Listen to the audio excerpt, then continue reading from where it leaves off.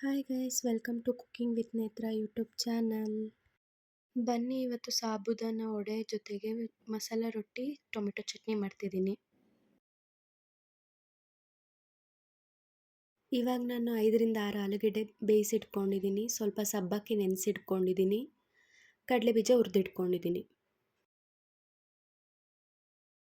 ಬನ್ನಿ ಇವಾಗ ಆಲೂಗಡ್ಡೆ ಸಿಪ್ಪೆ ತೆಗೆದು ಸ್ಮ್ಯಾಶ್ ಮಾಡ್ತಿದ್ದೀನಿ ಅದನ್ನು ನೀಟಾಗೆ.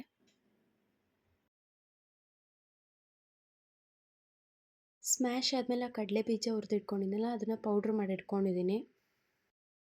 ಇವಾಗ ನಾನಿಲ್ಲಿ ಬರೀ ಹಸಿಮೆಣ್ಸಿನ್ಕಾಯಿನ ರುಬ್ಬಿಡ್ಕೊಂಡು ಮಿಕ್ಸ್ ಮಾಡಿದ್ದೀನಿ. ಸಬ್ಬಕ್ಕಿ ಆ್ಯಡ್ ಮಾಡ್ಕೊತಿದ್ದೀನಿ ಇಲ್ಲಿ. ಮತ್ತು ರುಚಿಗೆ ತಕ್ಕಷ್ಟು ಉಪ್ಪು ಹಾಕ್ಕೊತಿದ್ದೀನಿ. ಬನ್ನಿ ಇವಾಗ ವಡೆ ತಟ್ಟದಂಗೆ ತಟ್ಬಿಟ್ಟು ಹಾಕೋಣ ಹಂಚ್ ಮೇಲೆ. ನಾನು ಇಲ್ಲಿ ಎಣ್ಣೆಗೆ ಹಾಕ್ಕೊತಿಲ್ಲ, ಡಿಫ್ರೆಂಟಾಗಿ ಮಾಡ್ತಿದ್ದೀನಿ. ಬನ್ನಿ ಇವಾಗ ಮಸಾಲ ರೊಟ್ಟಿ ಮತ್ತು ಟೊಮೆಟೊ ಚಟ್ನಿ ಮಾಡೋಣ. ನಾನಿಲ್ಲಿ ಪನ್ನೀರು, ಹಸಿಮೆಣ್ಸಿನ್ಕಾಯಿ, ಎಲೆಕೋಸು, ಕ್ಯಾರೆಟು, ಶುಂಠಿ, ಈರುಳ್ಳಿ, ಕ್ಯಾಪ್ಸಿಕಮ್ ಎತ್ತಿಟ್ಕೊಂಡಿದ್ದೀನಿ. ಜೊತೆಗೆ ಕೊತ್ತಂಬರಿ ಸೊಪ್ಪು ಎತ್ತಿಟ್ಕೊಂಡಿದ್ದೀನಿ.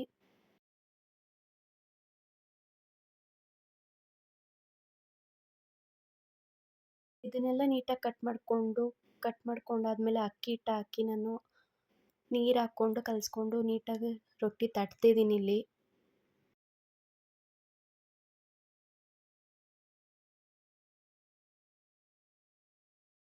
ಹಂಚ್ ಮೇಲೆ ಹಾಕ್ಕೊತಿದ್ದೀನಿ ನಾನೀಗ. ಬನ್ನಿ ಇವಾಗ ಟೊಮೆಟೊ ಚಟ್ನಿ ಮಾಡೋಣ.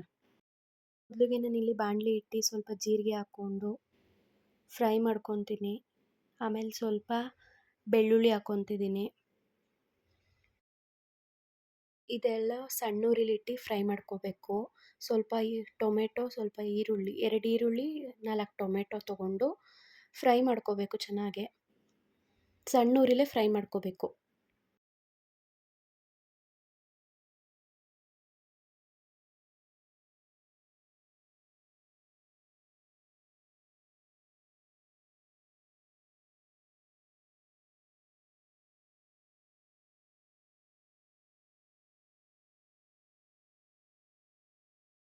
ನಾನು ಮಿಕ್ಸಿ ಜಾರ್ಗೆ ಅದನ್ನೆಲ್ಲ ಫ್ರೈ ಮಾಡಿರೋದನ್ನ ಹಾಕ್ಕೊಂಡು ಜೊತೆಗೆ 5ರಿಂದ 6 ಹಸಿಮೆಣ್ಸಿನ್ಕಾಯಿ ಹಾಕ್ಕೊಂಡಿದ್ದೀನಿ. ಈಗ ಅದೇ ಬಾಣಲಿಗೆ ನಾನು ಎಣ್ಣೆ ಬಿಡ್ಕೊತಿದ್ದೀನಿ. ಸಾಸಿವೆ ಹಾಕ್ಕೊಂಡೆ ಸ್ವಲ್ಪ. ಇವಾಗ ನಾನು ಒಣಮೆಣ್ಸಿನ್ಕಾಯಿ ಹಾಕ್ಕೋತಾ ಇದ್ದೀನಿ. ಜೊತೆಗೆ ಕರಿಬೇವಿನ ಸೊಪ್ಪು ಹಾಕ್ಕೊಂಡು ಫ್ರೈ ಮಾಡ್ಕೊತಾ ಇದ್ದೀನಿ.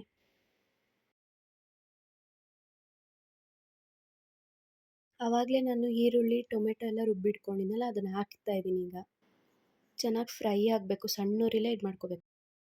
ಮಸಾಲ ರೊಟ್ಟಿ ಟೊಮೆಟೊ ಚಟ್ನಿ ರೆಡಿಯಾಗಿದೆ. ಈ ವಿಡಿಯೋ ನಿಮಗೆ ಇಷ್ಟ ಆಗಿದ್ರೆ ಲೈಕ್ ಮಾಡಿ, ಕಮೆಂಟ್ ಮಾಡಿ, ಸಬ್ಸ್ಕ್ರೈಬ್ ಮಾಡಿ.